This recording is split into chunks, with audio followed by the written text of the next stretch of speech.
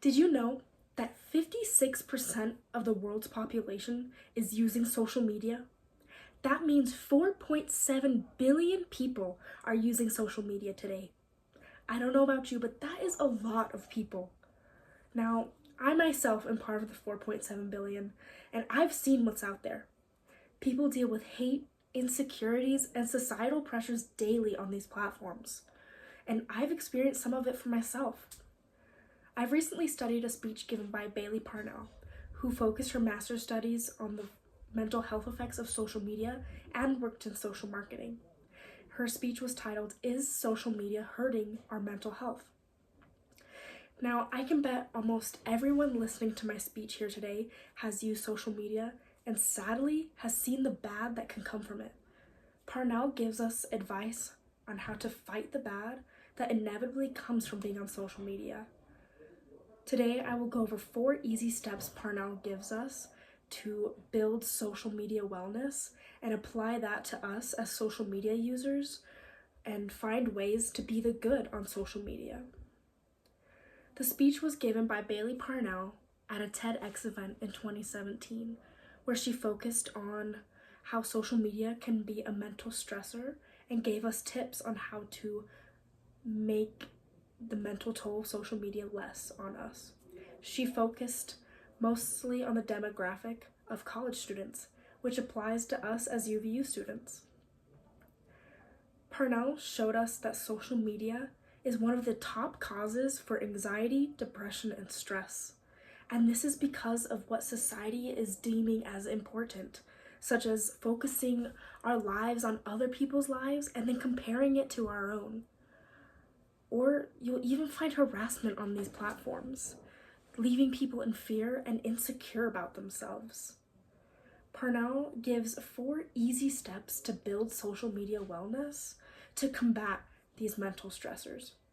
The first is to recognize the problem. Just listening to my speech here today is a great way to fulfill this first step.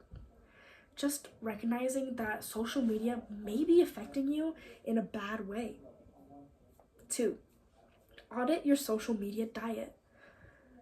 This just allows you to monitor yourself as you go onto these social media platforms. Did scrolling for the past hour or 2 make you feel better or worse? Did a post you stumble across that talks about something you stand for make you feel uncomfortable or angry with the way they were treating it? Just take time to step back and realize how social media is making you feel, whether that's good or bad. 3, create a better online experience for yourself. This can include unfollowing celebrities and brands that make you insecure or go against your morals. This also can include unfollowing your quote-unquote friends. Don't feel like you're obligated to keep these people around. If someone makes you feel bad, you don't have to keep them around. And finally, 4, model good behavior. This is the step that I'd like to focus a little bit more on and break it down into 2 ways we can be a model of that good behavior. The first is to follow brands and celebrities that align with your values. That can be celebrities that want to bring about good social change or inspire people to be better. Or it can be brands trying to promote our well-being, such as protecting the planet, feeding the hungry, helping those less fortunate than we are. The people we support shows a lot about who we are as a person. And second, and what I think is the most important way to be a good influence is to be a positive voice yourself on social media. This can be as simple as leaving a nice comment on someone's post, or as big as creating a page trying to bring about positive change in the world. Be a good influence amongst all the bad we see too often on these platforms. Knowing that social media is one of the causes, or could be one of the causes for major mental health problems such as anxiety and depression, makes me upset knowing that this can easily be changed if we just change our actions. And that's exactly what Parnell is trying to promote.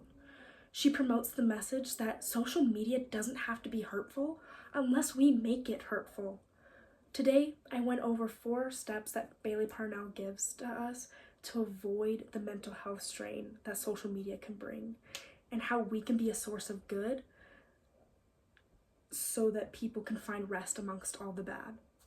I believe that if everyone makes these changes, we will not only find ourselves happier with the world, but ourselves.